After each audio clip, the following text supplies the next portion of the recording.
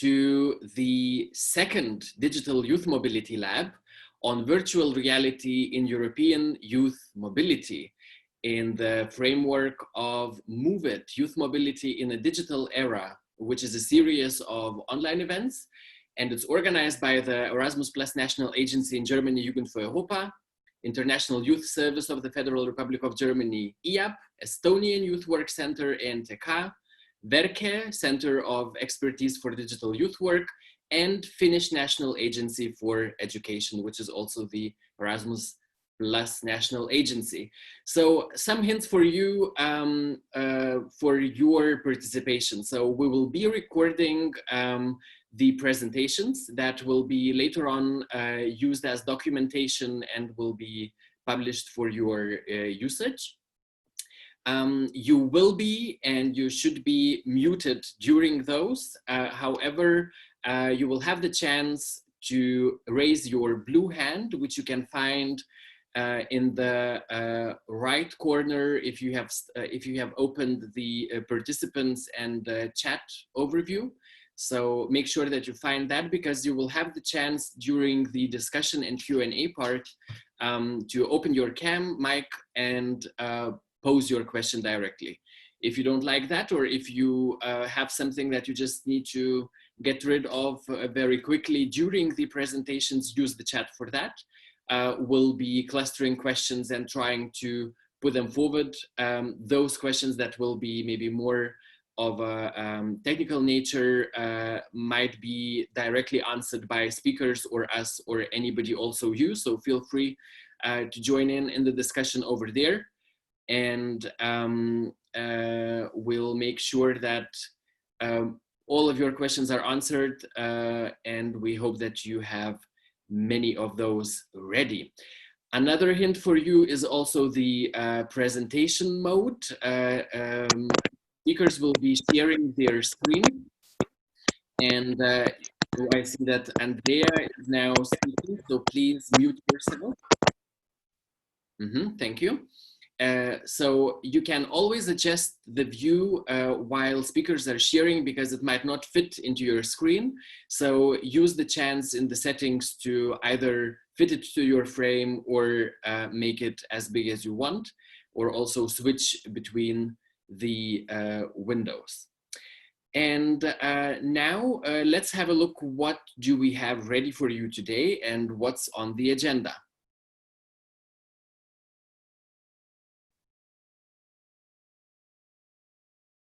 So we are starting now, and Sabrina will be making our traditional Menti survey, so we can get a bit of a feeling of all of you who are here today.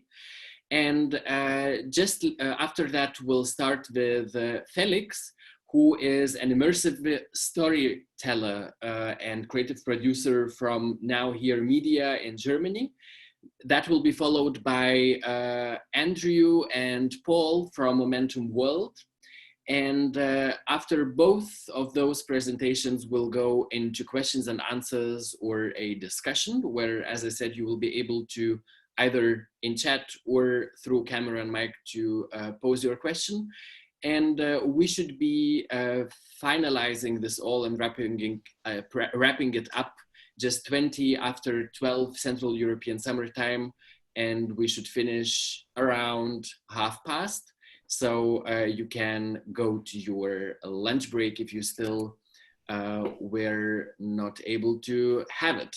So let's have a look who's here in the room. Sabrina. Yes, exactly. As Evaldo said, we do our same procedure every year, Menti. So in order to get to know who is here, some of you are coming more and more for every time. A few are maybe new for this topic. So we start with the question, where are you at in the moment, which country, or where are you coming from? For the country. You have to go on menti.com. Sorry, I'm already thinking that you are also used to it. Menti.com, and click in put in the number 437354, as you can see in the upper screen. So we have a few people already sending. We have Finland, Germany quite big again, Italy also coming close. We have Poland, Lithuania, Spain. Same as before, thank you. We have a look in the in the ones before. Georgia, UK, we have somebody from Alsace. There is Greece, I see, Netherlands, great. Bosnia and Herzegovina again. We have even some regions like Alsace mentioned, Italian and Cameroon. Great, I have the feeling I know who this could be. Who else is here? Belgium, we see. Spain, I haven't mentioned. Great. So it's not moving anymore. I think there are a few people still missing, but you can then click something in the next slide. Great. So again, we would like to know what defines your best in order to also see who is in the way interested in what kind of topics. So we asked this question also again. And of course, we will afterwards let you know about the overall outcome of all the polls we ask you. So again, the 43, 73, 54, just in case you haven't managed in the first slide. So are you a youth worker, a trainer, a youth leader, youth project manager, a policy or decision maker? It seems we have two here today, or other, or maybe a mixture, so you couldn't define yourself in one of these. No volunteer mentor and researcher so far, but we have lots of youth project manager, lots of trainers, youth workers, a few, the two policy and decision makers, and some others could not find themselves there. Great. Okay, I think we go to the next, exactly, and that's about you and what question do you have for today. So you know the topic is about virtual reality, and probably you are quite curious about what our guests will give an insight of, and you may be here with a certain question, so please type it in. How much does it cost? Good one, I think. Something we will talk about too. How to use VR and AR in work, of course. Safety is a question. Concrete examples of activities, we will give a few. How to apply and use work, definitely. How can a group be involved? How can reality be virtual? Exactly, also maybe philosophical question. Digital storytelling, and how to use VR for it. Interesting. I think we talk about it, what equipment actually is needed. Inclusion as a topic again. We have a whole lab on it, but I think we will include one question at least today. Can VR be the new real? Another question on that. Digital storytelling in general, AR and VR and cultural heritage. So how to make use of it in this area. Is there any health risks? An interesting question. How to get familiar with, or people are here to get familiar with the latest developments. Again, some good idea for inclusion. Exactly, more insights and examples. This is why we do it today. Great, and there's another question, if can it help to connect humanly, and can travel budget of PA1 used for VR instead? So I think this is also a question we would like to take in one of the next lab, the fourth one. Great, thanks a lot. I think we will, most of the questions have at least a discussion on. So as Yes. you can see in our shareable, or in our brand identity, there is already an element of virtual reality. Let's see how that can work with riding the bike. We already had this question during one of our events before, and this event wouldn't be possible without also our further facilitators who are not only speaking, but doing also some very talented stuff, like, for example, graphically recording and facilitating that, so you can have a nice reminder and also maybe understand or have a different view to that and perspective to that, what will be today presented and discussed. So for that, we have our graphic facilitator, Agne Rapalaite from visualmind.lt. Hello, everyone. Hi, Agne. And also our master of Zoom from verdedigital.at is Ricarda Mochilnik. Hello, everybody. Hi. Hi, Ricardo. Thank you so much for your support and for being with us today. Yes, exactly. I think that's the moment we start. And just a little reminder to you. So please just feel free to use the chat in order to send some questions. And afterwards, raising the hand if you have a question. So after all the talks. And we start with a little travel actually into beyond our own youth work bubble, I would say. And this, therefore, we invited somebody who's actually from another field, giving us some insights how he is working with that. And this is Felix GAEDTKE. He is an immersive storyteller and creative producer based in Berlin in a moment. And he co-founded an immersive storytelling studio, which is called Now Here Media.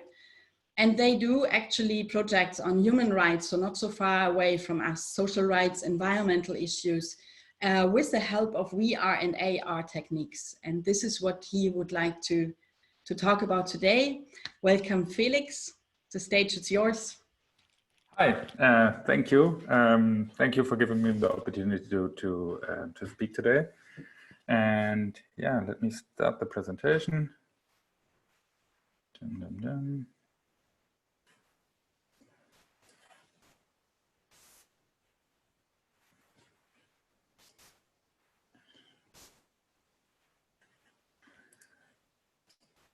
So,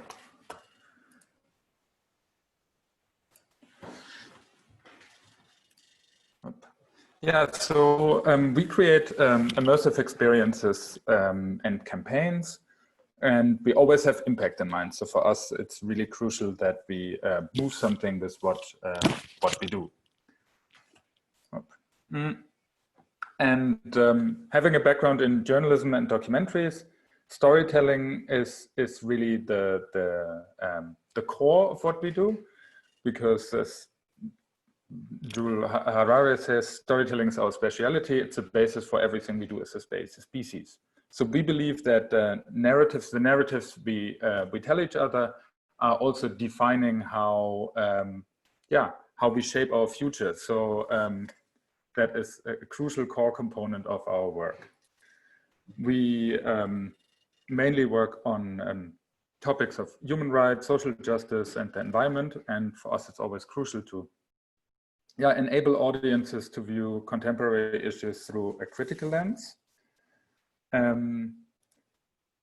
We work with a whole range of different partners. So we work a lot with NGOs, but we also work with media organizations and so on. That is really depending on the project we work on. Where is it? Yeah.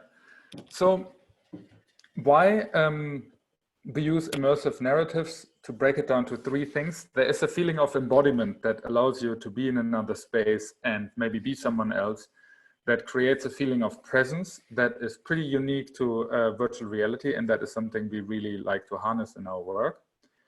Then there is a way of proximity one can reach by enabling people to exchange perspectives. That's maybe something for me that's the most exciting about virtual reality personally, that you allow someone to step in someone else's shoes and really exchange perspectives in that way.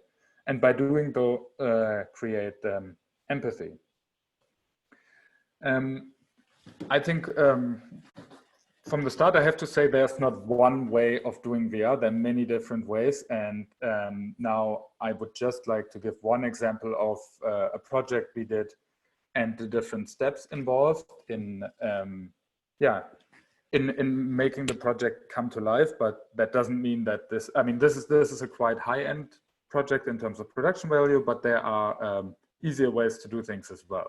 I just want to give one example to allow everyone to understand how we work. So we always start out by saying, where do we want to get? What's the kind of future we would like for this kind of topic, and where we would think that makes sense. And here for the project Home After War, we were approached by an NGO called Geneva International Center for Humanitarian Demining. Like, it's a difficult name, but what they basically do is they remove leftover explosives from sites of post-conflict. And so in Iraq and in Syria and in many other places, there are booby traps, so bombs that are triggered by people stepping on them, like mines and so on, left in civilian homes. And when the fighting is over, the refugees return, and that poses a grave danger to them. And having worked in areas of conflict before, as a journalist also in Iraq, I knew that topic to some extent. So we were wondering how can we best tell that story and like also tackle that issue in terms of how can they be removed. And obviously that's a very expensive task. So the key here is to really target policymakers. So those who sit at the big conferences and decide how much money is being allocated to clear these areas. So we created a virtual reality experience, for which I'm going to first show you the trailer here, that you get some sense of what it is about.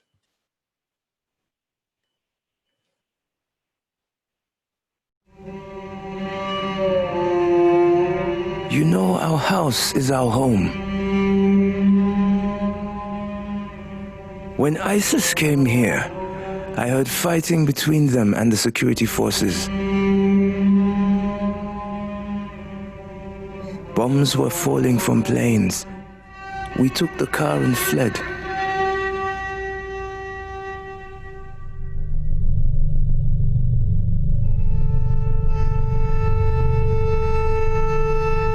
We said that we are going home, even if that meant we had to live on the rubble, because we were fed up with being strangers.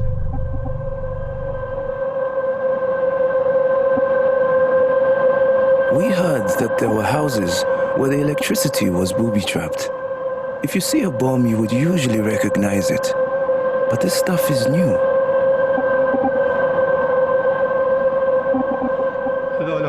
They were my wings.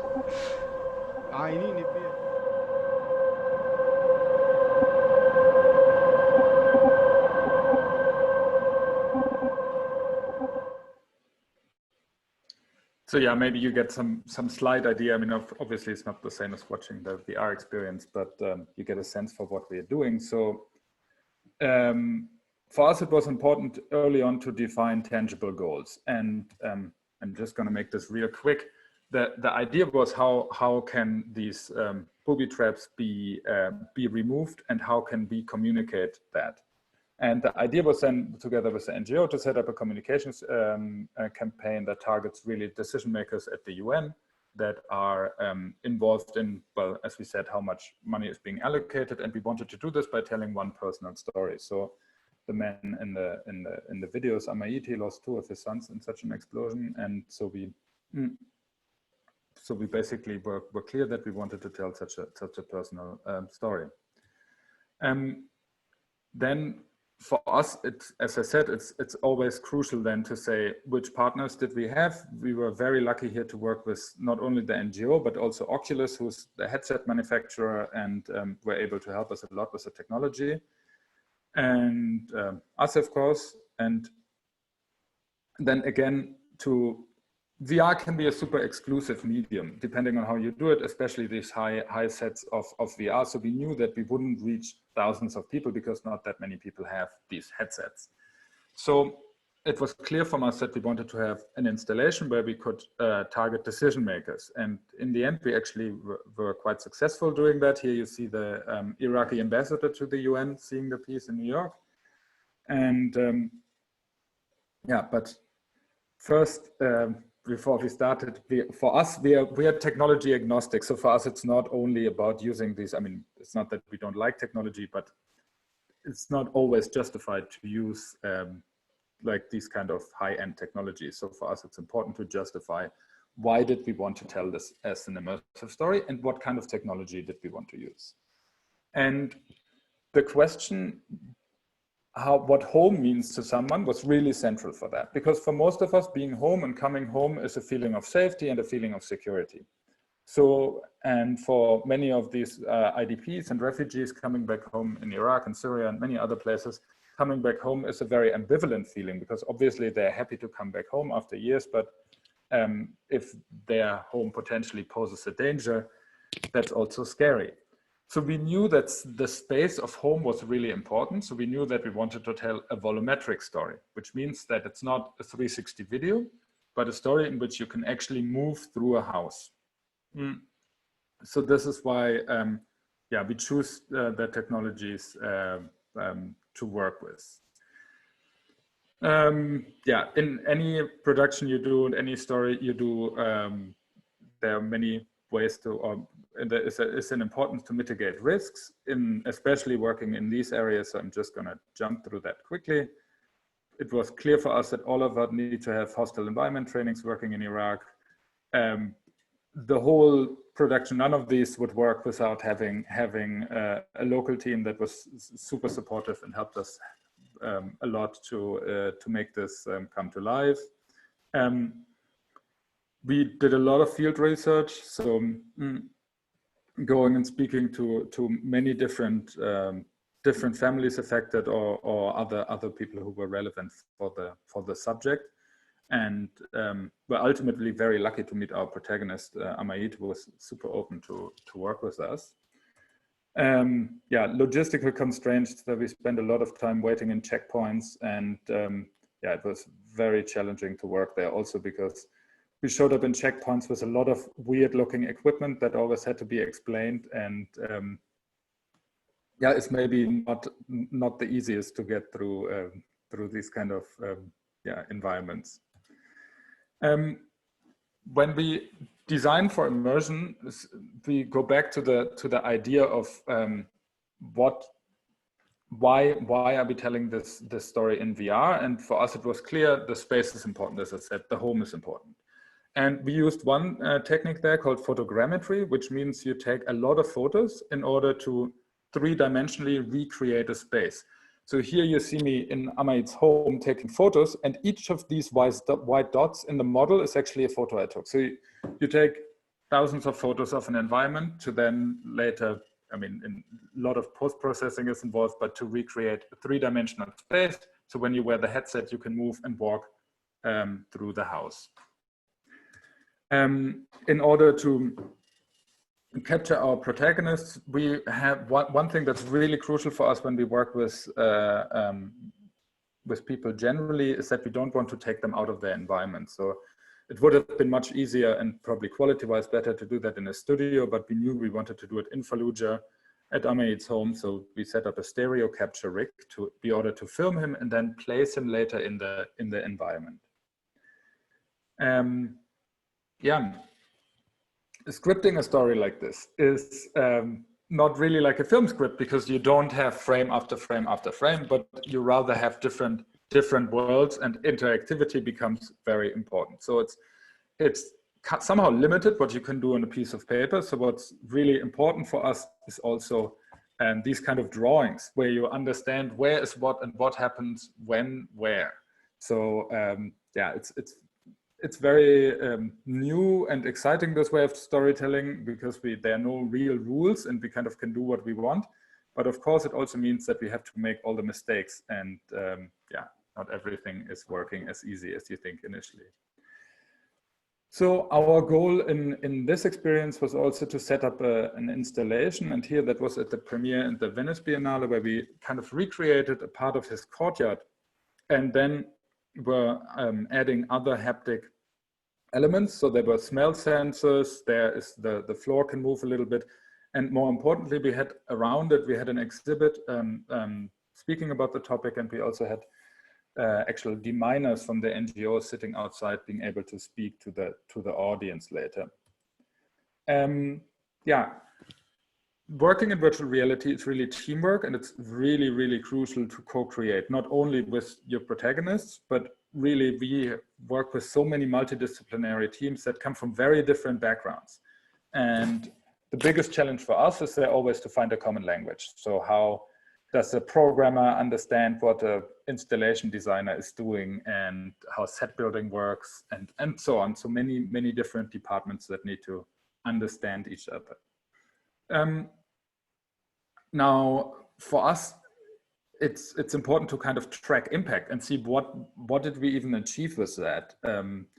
And we were very happy to be able to show this at many film festivals. I think the film has won awards. We have been in over 30 film festivals. But what was really crucial, especially for the NGO and also in terms of impact, was that we were able to show it at the United Nations. So we showed it once in New York and 2 times in Geneva.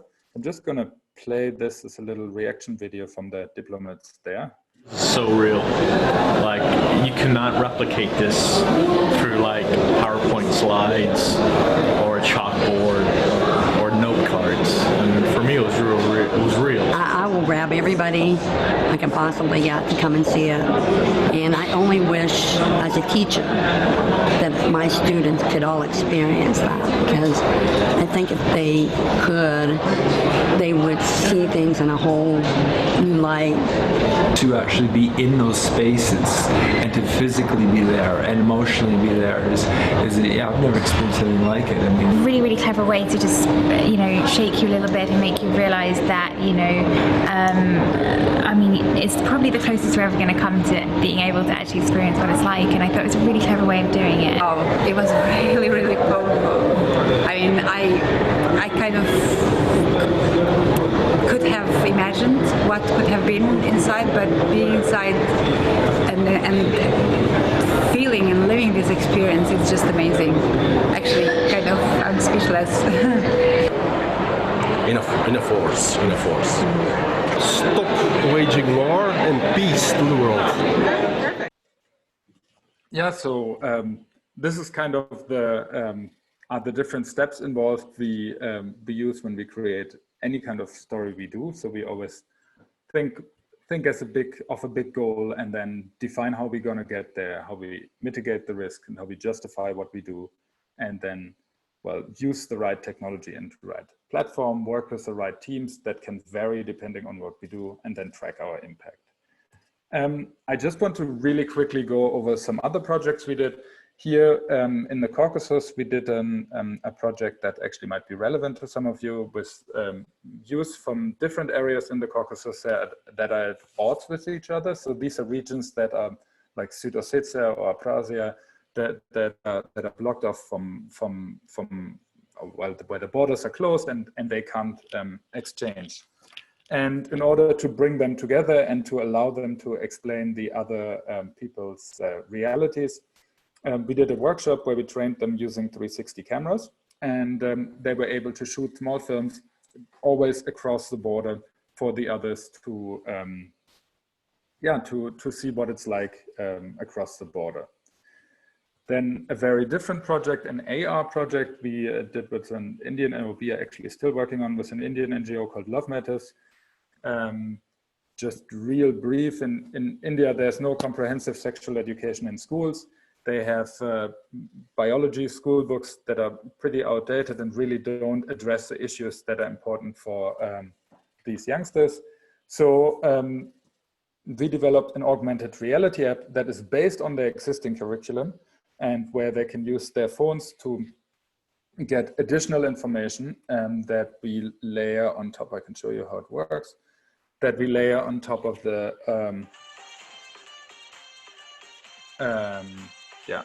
on top of the book.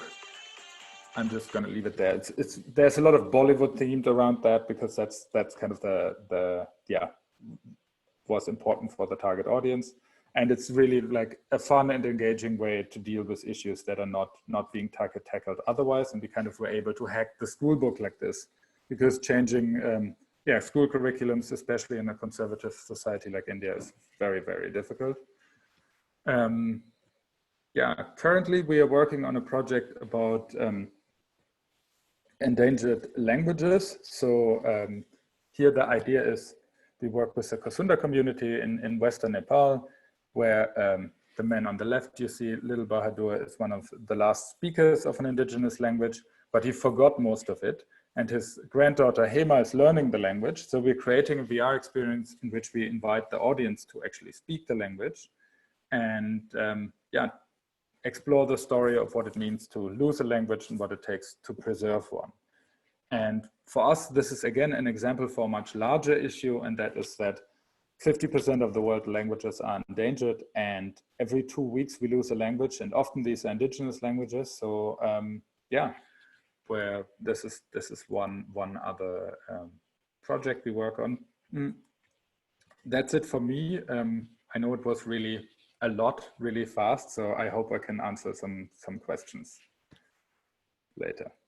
Great, thank you, Felix, so much. And we do collect the questions from the participants right now, because there are more of a discussion nature, so we will have them in the discussion round and in the Q&A.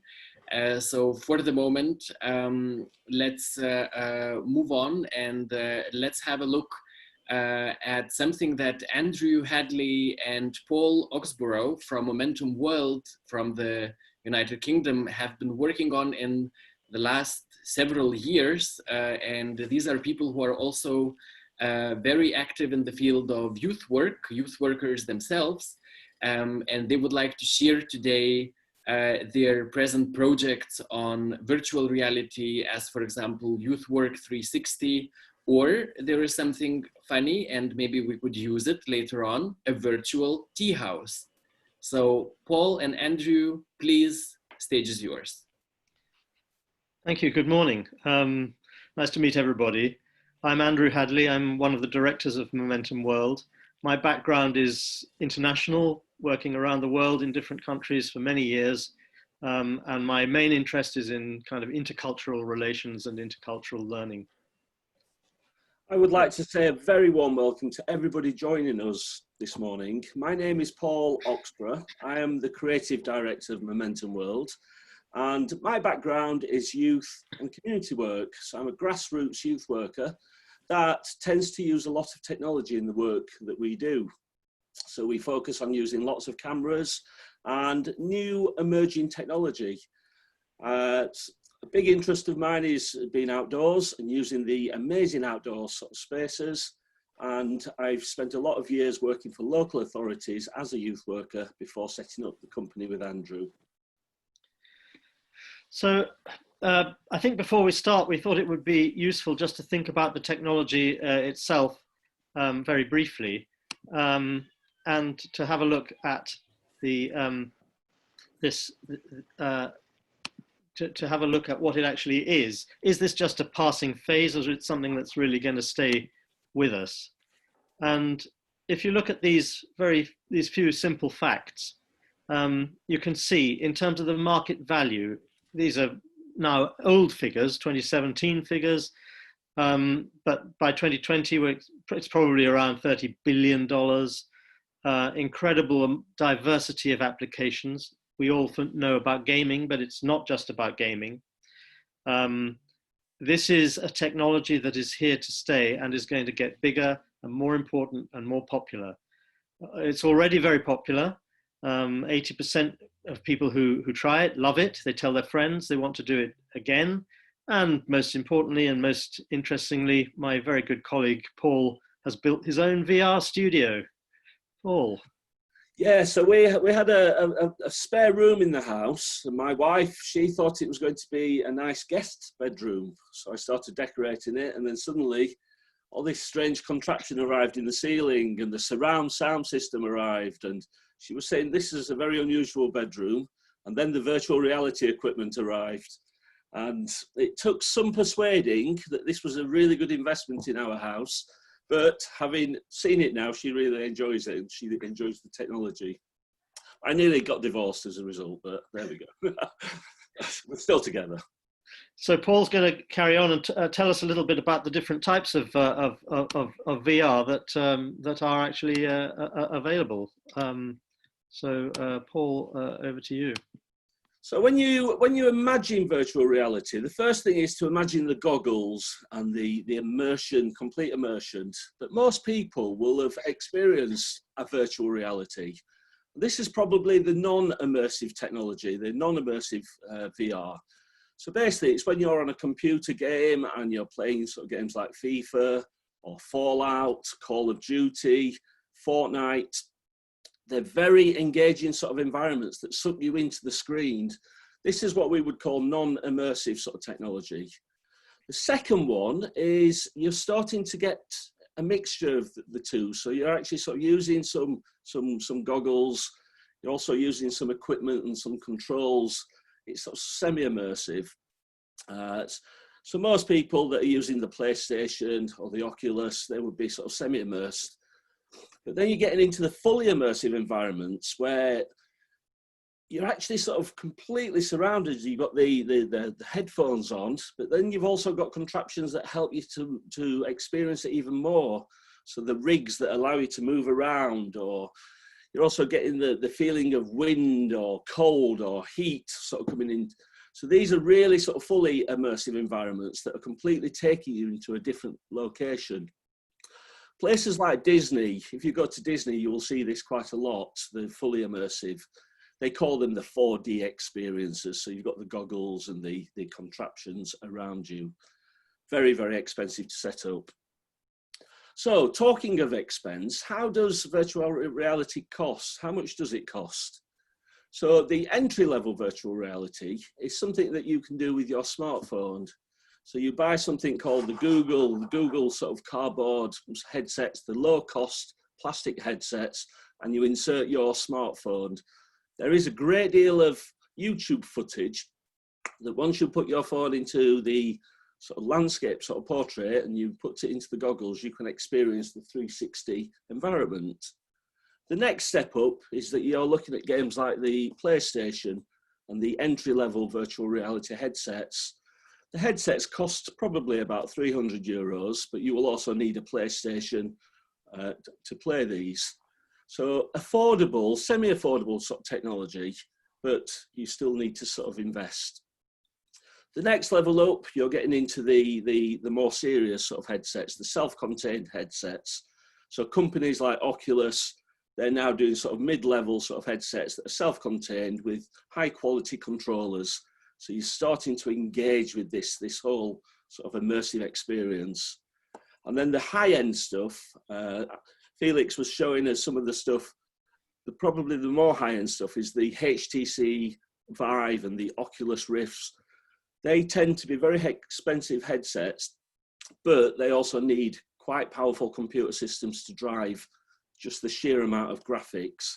So for grassworks youth work, these can be very exclusive, very sort of limiting to what we can do with them. So the projects that we will be talking about are using the Google Cardboard sort of type. So the entry level using smartphones. And these projects we'll just share a little bit about. So we thought that it would be useful for us to talk a little bit because we're an organization very similar to everybody else, I think, in this meeting. We're a youth-focused organization. We exist to give international opportunities to young people. And we are also interested in innovation and experiment. So we're always looking for new ways and more inclusive ways to bring people together interculturally. And I think the experience we've got, we're very happy to share with anybody to help other people to get started in this. Our experience is that it's been exciting, very valuable, adds a lot of value. It's inclusive, it's fun to do, great fun for us and for young people, and it's good for our reputation as an organization. So there's every reason for wanting to get involved with this technology. As Paul will say more about, it is a very inclusive thing. he mentioned the headset. I hope that you can see. Here's an example of one of the headsets that we use, that we've developed, that we've got on one of our projects, and that's basically an upgraded version of the Google Cardboard. What, about 10 euros for that, Paul? Something like that. Sort of 8 euros. Yeah, so not expensive. But we are lucky in one respect, that we do have this one person, i.e. Paul, who is obsessed by technology. Paul, tell us a bit more about your background. Okay, so my background is, as I've already mentioned, youth and community work. I started off working for local authorities before setting up my own companies. One of the main things that we've always done with our youth work is use filmmaking.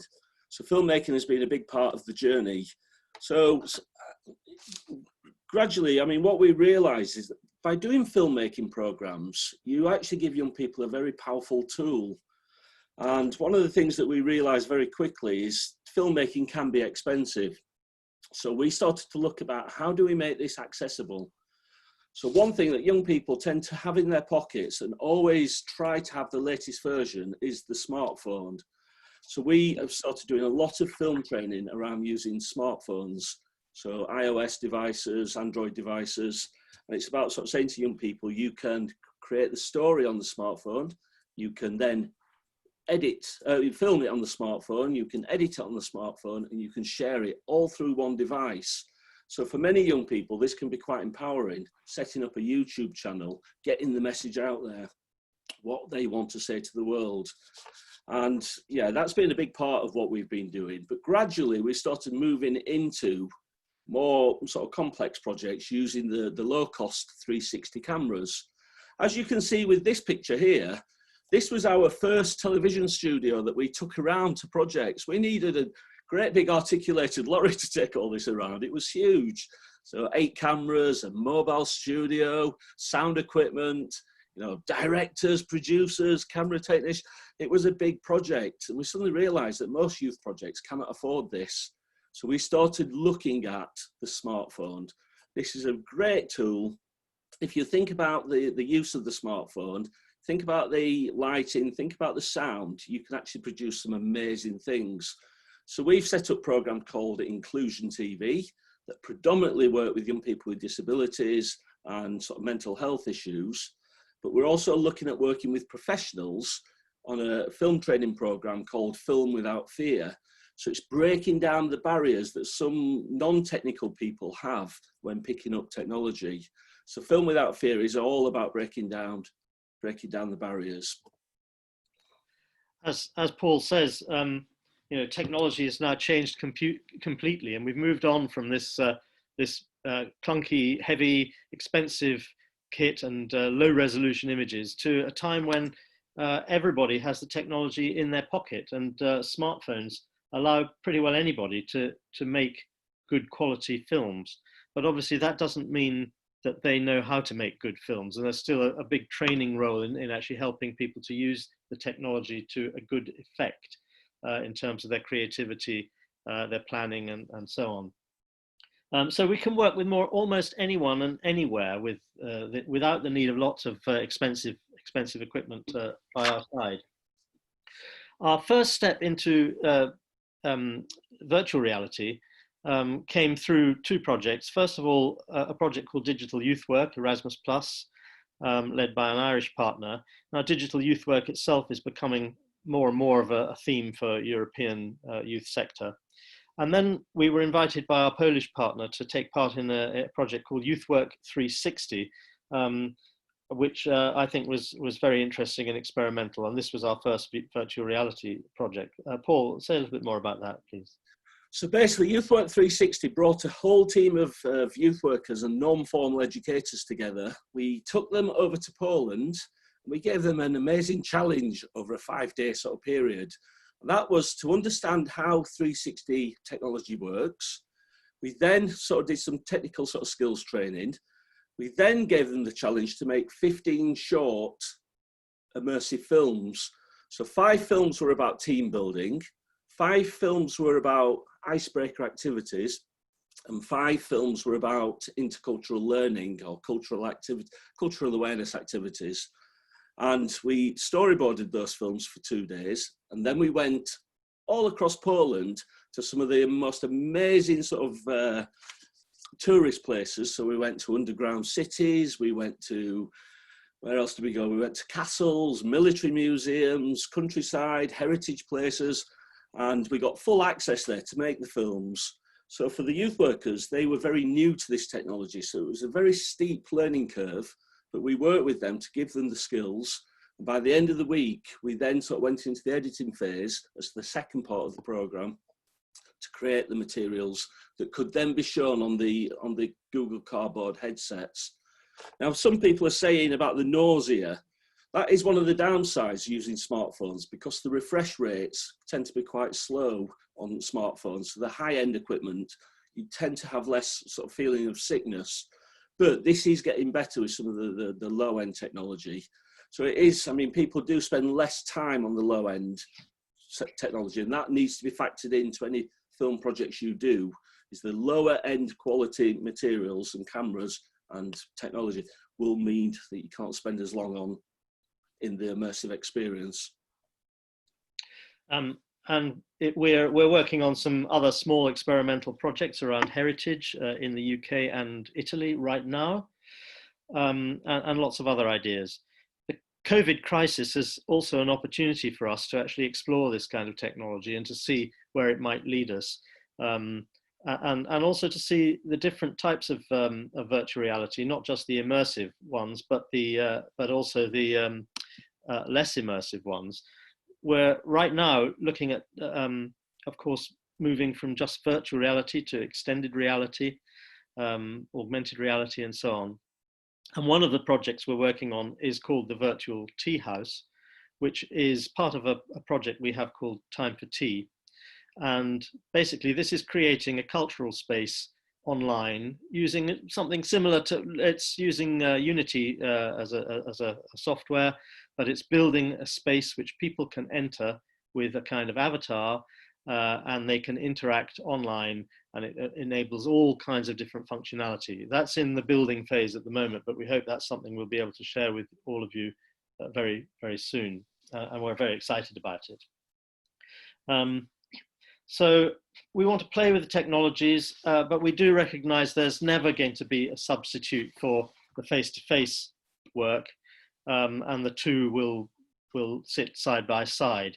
The one advantage, of course, with the virtual is that we can start to involve larger numbers of people, and also reach out to, again, with the inclusion thing in mind, we can reach out to more people than we could possibly bring together in a youth exchange or anything like that. So we can give more people access to good intercultural experiences. So it all means that we're looking for new ways of working, new partnerships, and you know, we are interested in working with any of you and advising, giving you advice, cooperation, project partnerships, whatever you may need. And I think the contact details will be shared by the end of this presentation. Finally, Paul, there's a few challenges you wanted to mention.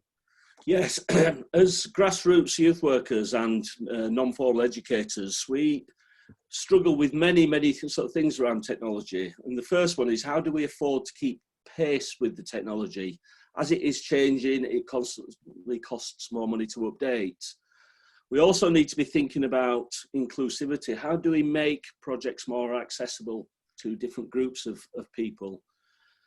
I think the big issue that we're currently looking at the moment is this whole generation of lost young people. The more the gaming industry drives people towards the virtual technologies, the more we're going to lose them to hundreds of hours of time spent online. So what we've got to do is look at engaging those technology giants to say, let's do more projects together, like the Virtual Tea House, like the interactive sort of programs. Work with us. How do we engage those big technology giants to give us the funding so that we can work with young people, so they're not just spending money online on FIFA, They're not just sort of spending 100 hours on Call of Duty, sort of shooting and killing things. We look at how we turn this into a positive learning experience for everybody, so we don't lose that generation of young people, because it will become more and more addictive as the technology increases. And that's a big challenge for us as youth workers. So that's our story in a nutshell. We could have gone on a lot longer, but basically what we wanted to say is that, like many of you, we are a small organization. We are not specialists in virtual reality. We're not working at the high end. We're doing things that are accessible and achievable and realistic. And I hope that shows you that anybody can get involved in this type of work, and that all you really need is your own imagination and some enthusiasm, and it can be done. If you do it, you'll have a great deal of fun and you'll add value to your work. We're happy to advise you, and our contact details will be shared at the end of the presentation. So just want to say thank you very much for listening. Thank you. Thanks a lot, Andrew and Paul. That was, I think, very complimentary to our first speech and giving really inspiration what we want to reach with the lab. There were some health risks also mentioned, and taking this into account and watching all the time on this screen, I would say we have a little 2-minute stretching break. I invite you all to just follow my moves here, and then we just continue with the discussion round, okay? Great. So first thing, as we all know, is always about sitting like this in front of the laptop. So what is needed, that we need to stretch our back a bit. And to do that, we put up the hands like that, yeah? Great. And we try to put them back as much as is it comfortable for you. Hold it a bit. This is where we open the shoulders and the breast and the whole front. We inhale, and then if we go in front with them and put like that, we exhale. We do this a few times.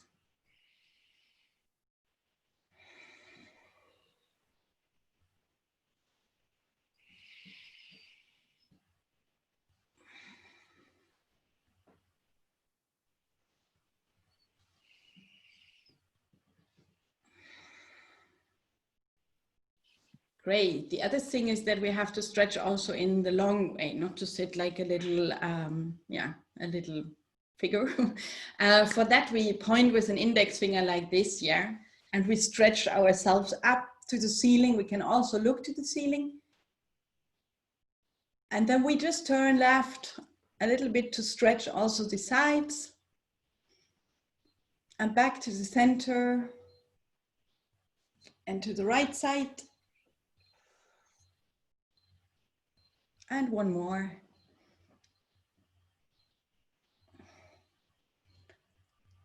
Wait, and one last thing, which you anyway can always do, is neck hiking. So we need to a little bit of make this smoother. And for that, well, we can look up a bit to the ceiling, look what's on the floor, like to the, and on the floor. We can also look at the left, what's there, the right, left and right, and also draw some circles with the nose. That's really good. You can also make bigger circles if you like. Great. I think that is the minimum we can do when we are sitting in front of the computer all the time. Great. I think that's it as a stretching break. And we continue with our discussion. There's a lot of questions already coming in, and I would like to start with an interesting thing, which is about training. So some people ask about, is there any training about for, let's say for dummies, as I said, in order to get more familiar to this virtual reality, augmented reality. So how did you get started in a way, Paul and Andrew, but also Felix, and how can you kind of develop your knowledge and competences in it? wants to start? I would just say that from my personal point of view, obviously I'm neither a youth worker by background, nor am I a technical person. So everything that I've learned about this technology, I've learned by watching other people. And I think as an organization, what we've done is to try and find partners who are based in the technology industry, who are willing to work with us. So for example, Paul has developed an excellent relationship with a local technology college who have been doing some work with us on a couple of our projects. They've brought in the technical expertise. They've also brought in young people. Thanks, Felix. Well, your background is journalism. I think that. Yeah, just to add to this, I think it's a constant learning. I mean, I might be here invited as an expert, but there's really no expert in VR and AR. All these technologies are evolving really quickly, and it's something where I feel like I'm constantly learning. I think what can be helpful in the beginning, a lot of cities have like meetup groups where you have different people working in these kind of fields to see what's there. And also there's not one thing, so that you can go and see how to do 360 filmmaking. That's probably an easier entry point for people, especially who have some filmmaking experience. But maybe if you have a background in game development, then your approach might be very different. Yeah, just be curious and research a lot. I totally agree with what Felix was saying there. I think being curious is a very important starting point. There is a tremendous amount of knowledge on YouTube and different forums, and a very good starting point is to actually engage with some of the tutorials, some of the forums. I'm not an expert, but the danger sometimes is that you learn things that are potentially quite bad habits. So it's like learning to drive a car. You can teach yourself, and sometimes you don't always learn the correct techniques. So once you've got some of the forums and you've been and checked the tutorials, link into the educational establishments doing it, because they're very often looking for partners to work with. Thanks a lot. Thank you. We have seen some examples on how you were using virtual reality in quite different settings right now. Do you think there are also other ways, or what you would think is still possible, but you have not maybe been implementing it? So what could be other settings, particularly in the framework of youth work, where we could use the benefits or, you know, the technology itself? Maybe Andrew or Paul, if you have an idea.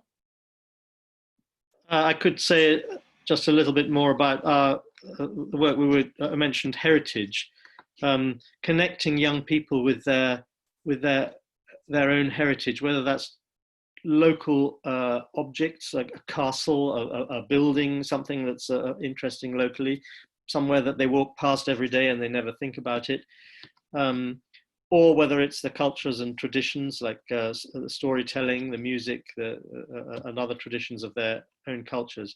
I think this technology is incredibly powerful in not only in presenting those cultural artifacts or heritage sites, but it's a way of connecting the young people with that heritage and with their own traditions. So it's a way of working across generations. They have to ask questions from other people, but they also then learn the skills to present it. So they become the curators and the presenters of their own culture.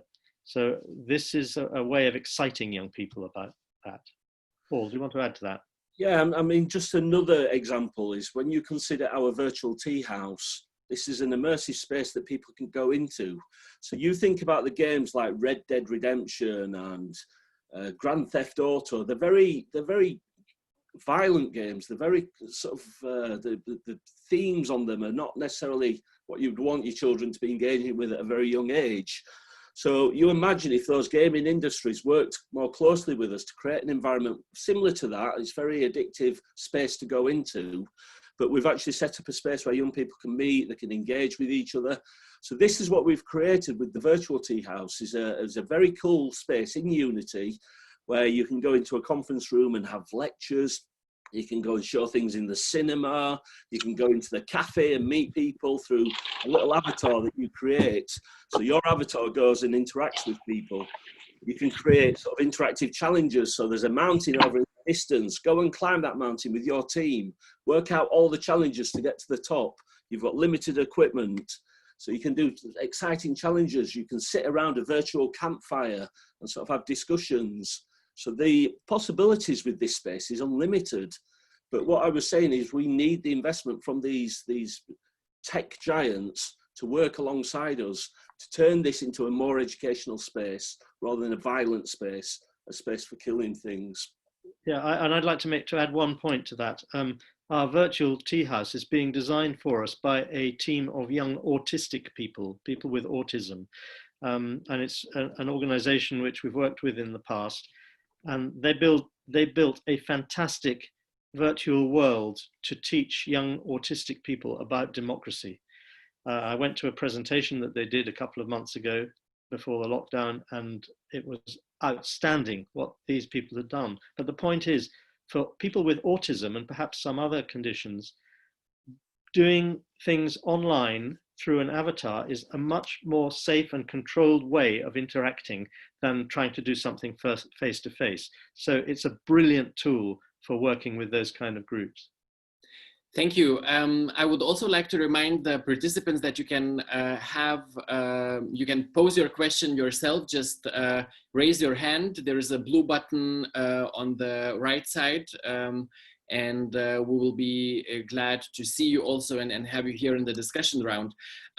Before we go to further questions, Felix, do you see anything that you think, because you are also having maybe a broader or a different perspective where youth work could still gain and benefit from virtual reality, what we are still not using and maybe we could? Actually, one thing I was thinking about was more regarding augmented reality, because I think what excites me there is that you can localize it. So I feel like if you have something in your community that is kind of local, maybe around a youth center, and that you could then, I don't know, build an augmented reality app that allows you to experience the history of a specific place, like on the spot, and you actually walk around a little bit like Pokemon Go, you know, where you walk around and you find different clues and stuff like this. I think that could be super exciting because it's accessible for everyone with their phones, and it's something they don't do at home at the computer, but rather something where you move around in your area. There's a question about 44% of VR is being used in gaming. Do we know any other areas, industries that VR is being used? One of the big companies close to where I live is a company called JCB that obviously make the tractors and the diggers and the big agricultural machines. They've got a massive research and development section where they're using very advanced virtual reality tools to actually test the aerodynamics of their vehicles. So instead of doing things in the real world, they're actually being able to set up wind tunnels and virtual reality studies. They can sort of zoom down to a level of the nuts and bolts about how it fits and how it so a lot of the design is being prototyped through virtual reality, and it allows international teams of collaborators to come together without them having to go to the factories. So these big international teams are currently using virtual reality in very sophisticated ways. So it is an emerging technology for young people to be looking at moving into for careers. It is a big technology, big growth area. Thanks a lot to you. I had the feeling that a few people still need a bit of explanation on what is actually XR and AR. So maybe one of you could again, in a few sentences, just briefly say what is the difference there. I'm going to hand this to Felix. So augmented reality basically means that you augment something on your environment. So I think most of you know Pokemon Go. So you take your phone and you see something through the camera of your phone, and there's something layered on top. It could be also a headset that does that is kind of transparent where you can see through. Virtual reality means that you're basically blocked off in the headset, and everything around you is is generated in one form or another. And XR is kind of an umbrella term for that, because the assumption is that we'll move in a direction where these two things will anyway merge, where VR and AR will eventually become one thing, and sometimes you will be able to engage with your environment, and sometimes it will be all encompassing. I hope I made that clear. Super, thanks. And I have actually another question, because I found it quite interesting that someone asked about how can you create human interaction using VR? So how could that work actually? And there's some other connected about how to tackle self-isolation with VR. Is this possible? And if yes, how?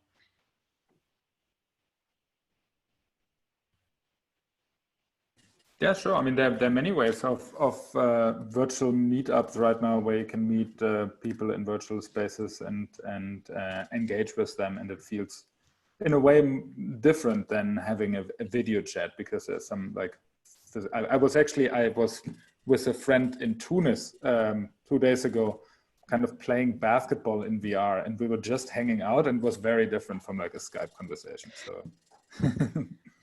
That's a good example, I think. Paul, Andrew, you want to add something? I think the virtual tea house is a very interesting one, because it is a virtual space that you're putting yourself into. And something we talk about the avatar. You know, people don't know, if you've never met somebody, you can be whoever you want with this avatar. You can be a different gender, you could be a different person, a different sort of type of person. And, you know, it's about how you define yourself, how you describe yourself. It's a very interesting one. But, you know, what I like about the virtual tea house, it mixes up the sort of almost like the gaming environment, the gaming experience, with the ability to go and talk to people about serious issues. So you can go and meet another avatar, and you'll see which country they're from because of their flags above their head. And then you can engage with a video conversation like this with them. You know, it's the amalgamation of different tools that bring people together. And then ultimately, you know, you go and meet people in the real world.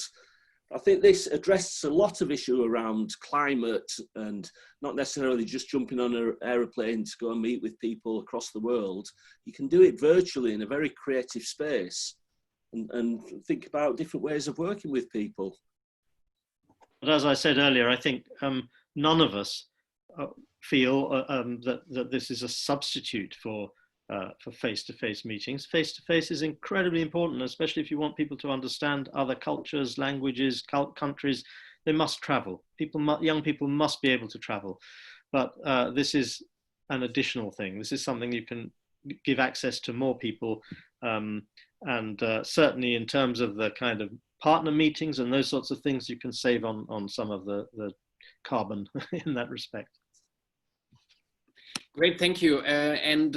We see now also that, and it maybe replies also to the question that we had, how this technology enables participation of people who are hindered in moving or are not mobile, and that applies for most of us right now, most probably. But there is also a question, and let's think about who are the users of the VR or AR. Do we have any data, or do we know who are the audiences whom we could reach with taking this kind of an approach? Is it more male, female? Do we address some specific background, some specific social background or age groups? Is there any kind of an experience on your side that you have already noticed who are using this more? Maybe Felix, you have an idea on that? Yeah, so I think it's very difficult to reach audiences generally in VR. So what we try to do is always to kind of bring the experiences to our target audiences. So for example, we did something also in India with an NGO about intimate partner violence, where we set up like, so we created a VR experience, and we knew that we wanted to target young people in cities. And obviously they don't have VR headsets, especially not in India. So what we did is we had a tie-up with the metro in Delhi, and we were able to set up VR cinemas, like small VR boxes, in 10 metro stations in New Delhi, and then could go to youngsters that pass by and say like, hey, you can miss one metro, and for that we can show you a VR experience. And that way we were able to reach very targeted, like a pretty big audience for VR, of course. I mean, it's nothing like a viral YouTube video, but still, yeah, reach some people. So I think it's always about distribution is something you need to think from the start, and it's not something that can come at the end. I think that's very different from a video you create for YouTube. So distribution really needs to be something that you think about from the beginning. Paul, what about your experience? I suppose you have also an overview. Who were participants in your project?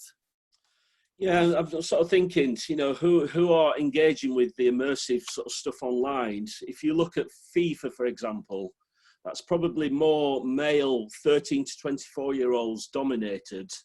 But then you look at games like Fortnite that people are playing in a sort of semi-immersive sort of environment. That would be sort of slightly younger sort of demographic. But what we're aiming to do is we're aiming to reach, we're looking at sort of how to use this tool from a field worker. How do grassroots youth workers, educators pick up this tool to engage young people? So we're looking at this being an inclusive tool for everybody and not just young males. Or Andrew, do you want to say a little bit more on that? Yeah, I think my perspective would be that the way we're thinking is more towards what could we do with the augmented reality or less immersive spaces.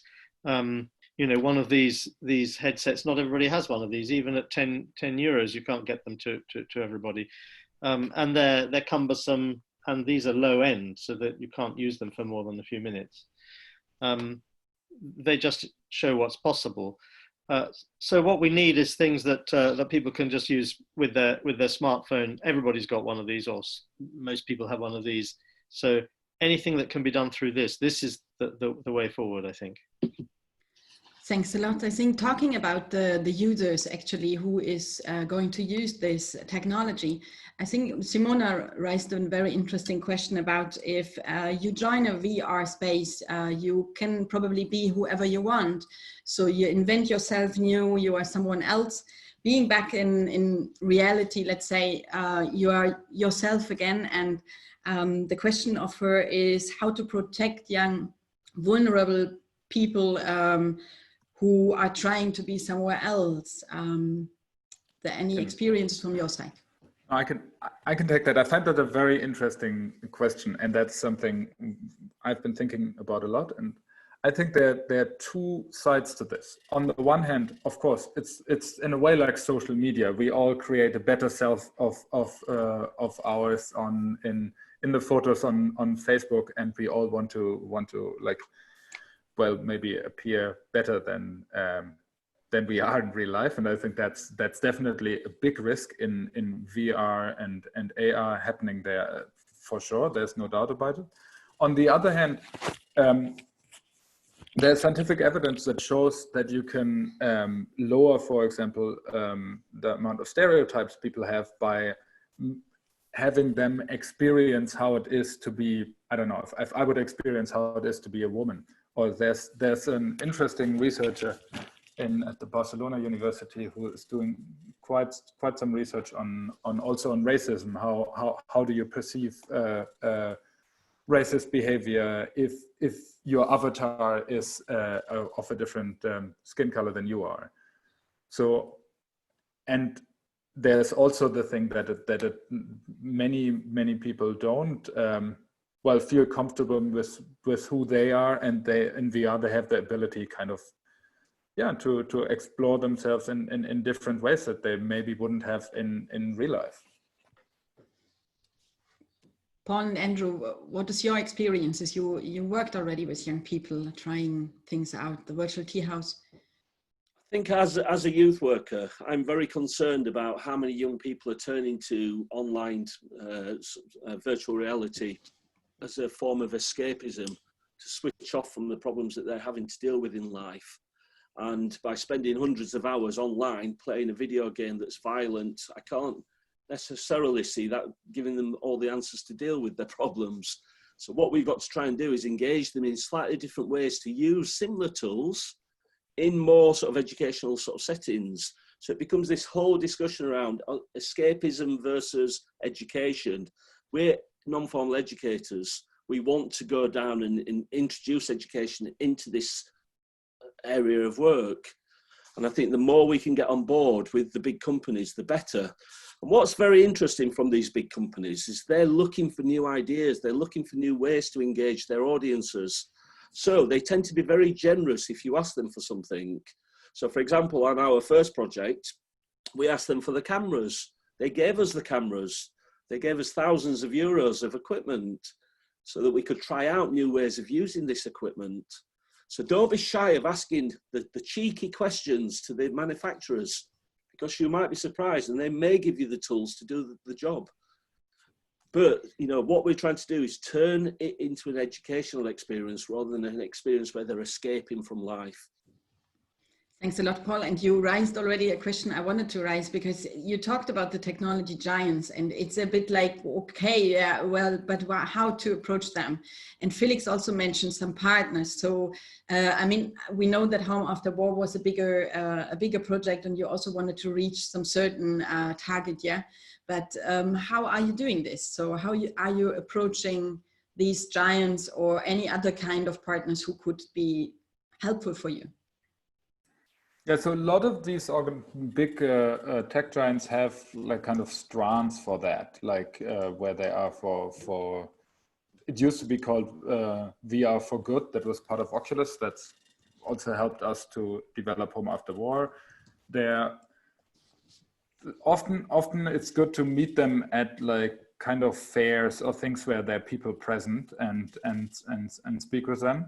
And for them, I mean, they don't do that because they are so gracious. They do that because they have a clear agenda, and that is something you also have to be aware of.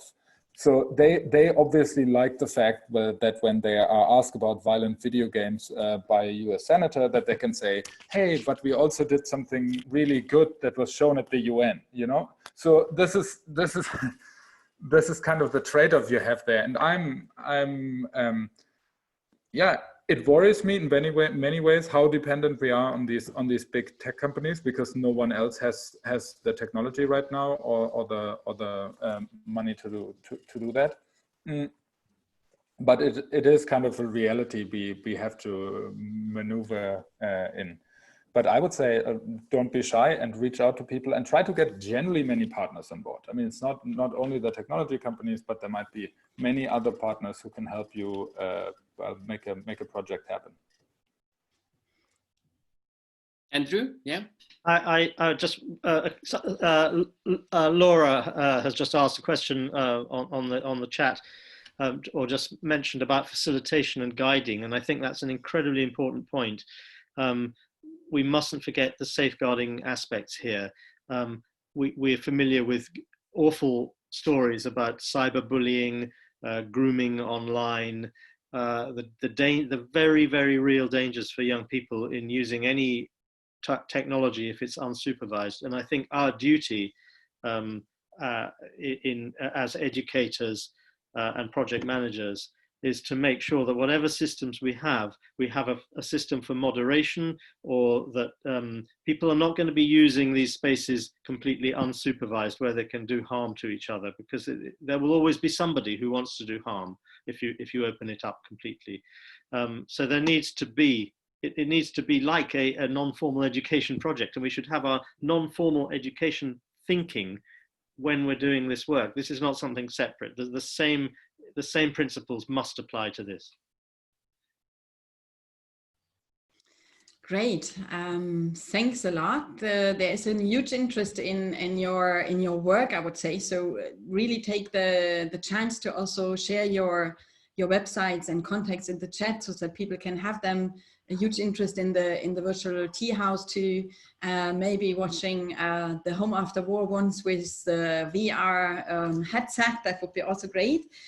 I think we reached today what we wanted. So there was a need of actually explaining a bit further what is XR and what means we are in it and AR and the mixture between, and that it tackles our worlds anyway. So it seems there is a need to tackle that technologies, because it's anyway part of our world and especially of the young people's world. So this is what you make clear. And there's also an opportunity for us to explore a bit further how to use these technologies. If it's VR in their way, it could be also AR, and it could also be quite interesting to use AR in a way of having kind of classical school books which are not telling us the real story in a way. So just using these kind of books with their content, but adding with an app or something, an AR app, what is actually needed to know, which I found quite interesting. So, and you also gave us good examples of how to make first steps, and don't be afraid of trying out, not be perfect, maybe not having the idle equipment in the beginning. You also shared a lot with us how you could, in which fields we could use it. So mainly, as we could see, is it about places where we cannot be or not travel so easily, or places which are not anymore reachable as before, as you said about the cultural heritages, and bring this back as topics and issues to young people. And actually also we talked about that's really needed to involve them in these kind of projects, so that it's getting really immersive, not just in experiencing and using, but also actually in creating these kind of projects and movies or spaces. So I think that was very inspiring, and I think we all will follow up with that and try to keep on track, as you said. It's an ongoing learning process. Thanks also for sharing a few insights where we can do that. And yes, that's it for today. And Evaldis, thank you, Paul. Thank you, Felix. Thank you, Andrew. And Sabrina, I appreciate that you liked it, but let's see what our 86 participants also say about that. So please now join us on Menti. It's 13/20/20. So please take your device and enter in browser menti.com. And the code is 132020 13/20/20. And let us know, how did you like it today? How did you like the event in general, content, and moderation in the scale of 5? So get on board on the menti.com 13/20/20 and let us know, how did you like the event? Not at all, or perfect, or somewhere in the middle. So the famous 5-star principle applies here too. So we'll wait 1 minute more for more people to join in.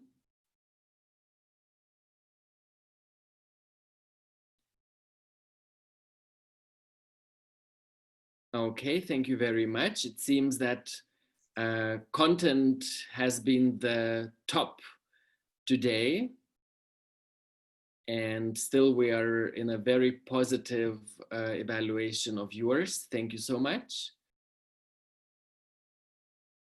Let's have a look at what you are taking out. So in one sentence, what was your aha moment, or your finding, something you have learned, something you are taking out? What are you taking out on menti.com 13/20/20?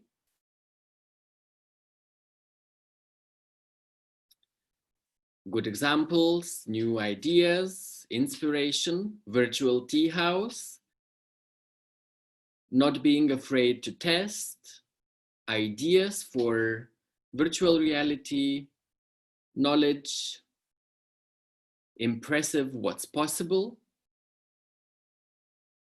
fascinating possibilities, just to try it out, Still some questions about the costs, inspiration, new ideas. Lovely. So write it down and send it out. And let's have a look at the third question. Any feedback you have for us, just share it so we know what to improve. We still have a couple of more events coming. So please let us know what we could improve or something you would like to tell us.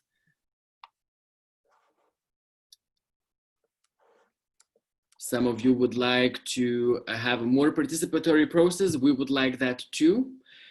However, we have only 1.5 hours, and for the labs, it seems to be a harder part, but we are considering to open up more breakout rooms, which will happen at least in the 4th lab, and we will also have working groups in the closing of the event.